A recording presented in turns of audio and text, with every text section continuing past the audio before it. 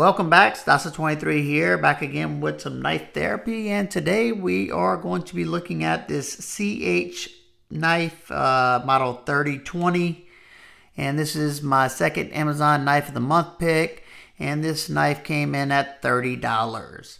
Let's get the specs out of the way. You have an 8 and an 1/8 inch long knife, 3 3/4 inch blade, 4 inch grip area, blade stock thickness of 0.135 inches, and the behind the edge thickness on my particular knife is around 14 thousandths, sharpened at 20 degrees per side. All right, let's put this to the test and see how well the CH knife does. Both of these Amazon Knife of the Month picks have some of the sharpest edges I've ever gotten from out of box. No resistance.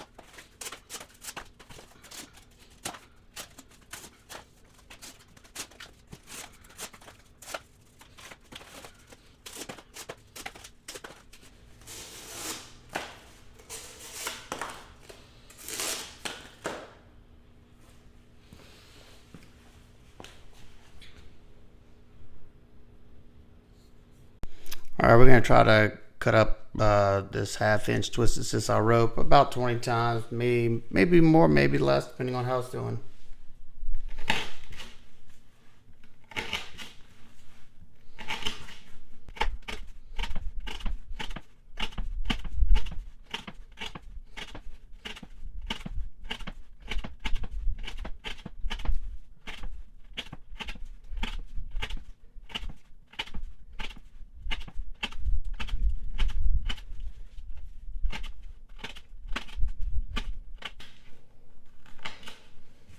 All right, it did fairly well. I cut up 40 with this one. It didn't have as much bite as the last knife I tested, but it still push cut pretty well. It wasn't super comfortable up in this area. My hand was falling into that. Just putting a lot of pressure. That doesn't mean much though.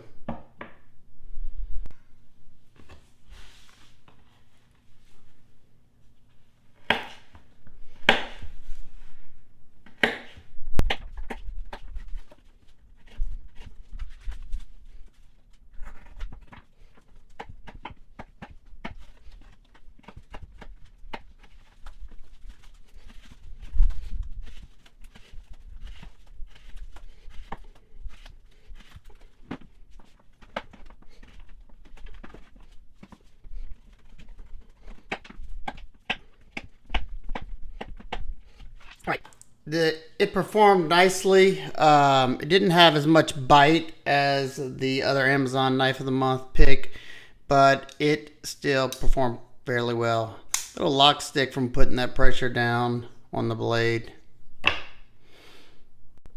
right, we got to test the ergos and how well the edge is still biting on this pine 2x4. Start out light, put a little bit more pressure in the cuts after that.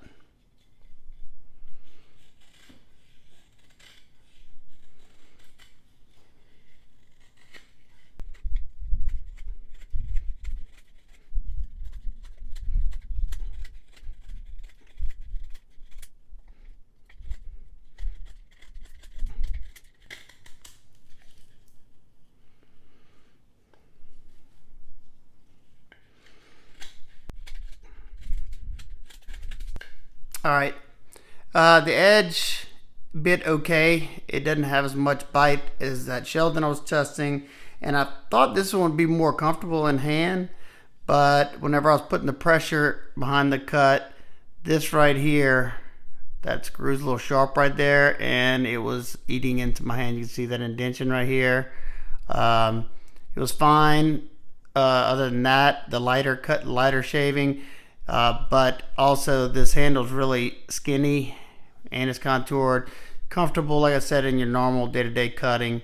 But you know, those harder pressure cuts, it's going to fatigue the hand, and this part may or may not bother you depending on where your hand sits on the knife. Had to keep correcting my grip on it. We're going to check the edge up there in the front after all that cutting.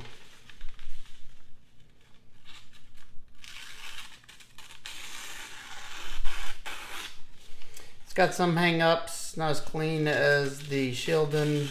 Definitely has some skipping going on, but it's still got a nice working edge on here. It's just not biting into the paper like the Shieldon. Right there, got a little catch up, but not bad. Alrighty, I hope y'all enjoyed that footage. I enjoyed making it for y'all. So first off, this knife, as well as the Shieldon, came in very sharp.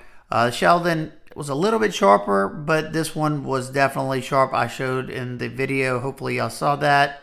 You have a decent satin finish on here, D2 blade steel, nice wedge up here for that added flare. You have medium traction jimping that, you know, if you like that kind of thing, it does give you some grip. You have a sharpening choil that clears that plunge line by just a bit. You have the CH logo here, the model number here, and the blade steel designation right there.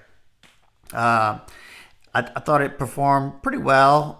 It lost that initial bite fairly quick, but it kept a good working edge, I would say, for the entirety of you know, the cutting I did with it. It didn't struggle on anything. It did have a few times when I was cutting the rope that it felt like it was kind of skating on there, kind of like they might have over polished the edge a little bit, kind of taking away a little bit of the bite to it. Do have a nice point for piercing. It did really well doing the dry cuts through the leather. And overall, at the $30 price point, I think it performed excellent. If it was, you know, any higher, I would, you know, maybe ding it a little bit for losing that bite pretty quick. But at $30, I think it's just fine. All right. Deployment on the CH knife is good. It comes out pretty nice. It's not quite as snappy as the Shieldon knife. The jimping does its job. You can do a nice light switch, and you can do the push button as well. Both of them are fairly comfortable. That flipper tab is pretty much in line with that pivot, so you're getting some momentum from that pretty large blade there. Fairly smooth action, riding on ceramic bearings and a ceramic detent ball. The ergos when cutting were pretty good in all grips. I will say that in the hammer grip, anytime I was putting a little bit of, you know, a little bit more pressure into the cuts, the thin scales on here, along with the contour, made it feel like it was hard to hold on to. I definitely felt like I had to put my thumb up here to keep the handle, you know, from twisting on me, especially doing the wood cutting. But, you know, this pull cutting right here is fine. It's fairly comfortable in this reverse grip, the way the handle goes in like that, and the contoured scales keep it from having the hot spots.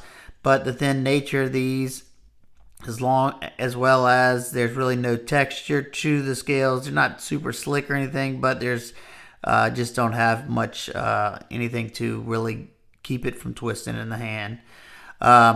One thing I did notice when I was pushing into the wood, that this clip being all the way down right here, the clip screws a little sharp, and this edge right here was causing me a hot spot digging into my hand whenever, you know, I was pushing hard, and it was pushing the back of that scale up like that into the hand. Didn't notice it in the regular cutting, but just something to note. You have a decorative pivot here on this one. Overall aesthetics of the knife, I like the way it looks. I think it's an attractive knife. The satin finish looks good. I like that top swedge. It looks like a premium knife. The finishing on the G10 is nice. The rounding's nice. They knocked off the edges on the sides as well. overall, I can't really complain. It has inset stainless steel liners that have also been weight relieved at the bottom down, on the show side. So it's kind of kept that balance point, pretty nice, keeping it light in hand. The lockup was good. It's good up and down. There's no up and down. There is some side to side flex. And with that side to side flex, you also have a little bit of lock stick. I don't know if you heard that or not. It's not anything bad or anything. It's probably due to those able to flex side to side because you have thinner liners in there, and the lock face is probably not finished really nicely. So when it's kind of rough, it kind of drags along the tang of that blade. You do have very easy access to that lock bar. It is sitting at around 20%. Easy access to that lock bar, the way they have this cut out, and it sits a little proud of the show side scale. Nice chamfer right there, keeping it decently comfortable to disengage that lock. Flow through construction, 2 standoffs, holding it up back here in the back. Float through, you could blow it out with some compressed air or put a Q-tip through there to clean out the knife very easily. Do a quick size comparison with the Ontario Rat Model 1. Very close in length to the Rat Model 1. As you can see, it's a good bit smaller than the Rat Model 2. So it's a longer knife. The Rat Model 1's a pretty big knife. It's a lot skinnier in the scales than the Rat is. Especially with the contoured scales. Overall, it's thicker in the back, but whenever the skinniness is when it gets to the sides like that in hand. The Rat fills out the hand a lot more because of how wide it is here. Nitpicks and complaints. The edge losing its bite pretty quick. It's just something to note. It's not the biggest deal. This is a factory edge, it came very sharp. It might have been a little over polished, but at $30, I don't really think that's a big deal. So take it for what you will. Also, like I said earlier, it does have a little bit of lock stick. Not the end of the world. It does kind of give you a little confidence that it's locking up, kind of keeping that blade from sliding on that tang, because they do have kind of steep geometry on the tang, as you can see.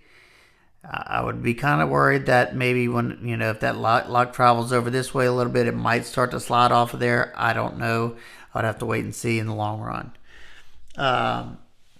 Just also doing the harder push cutting into wood, I did notice that you did have a hot spot up here in this back area, back part of this clip being all the way to the bottom like that, and the top of that clip screw just a little bit sharp up there. Something I could easily fix, just something to note. Also, it is tip up right hand carry only. I would like to see tap for the left side for lefties. And the pocket clip just makes it look cheap because it's a cheap looking pocket clip.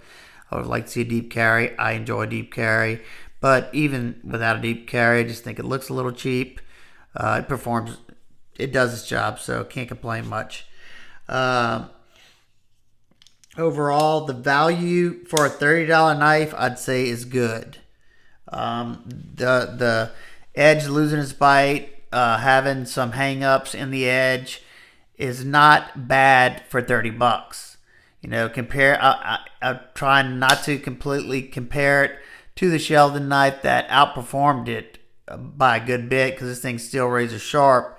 But this knife is $50. This knife is $30. So for a $30 knife, I think it's a good knife. I think you'd be happy with the knife.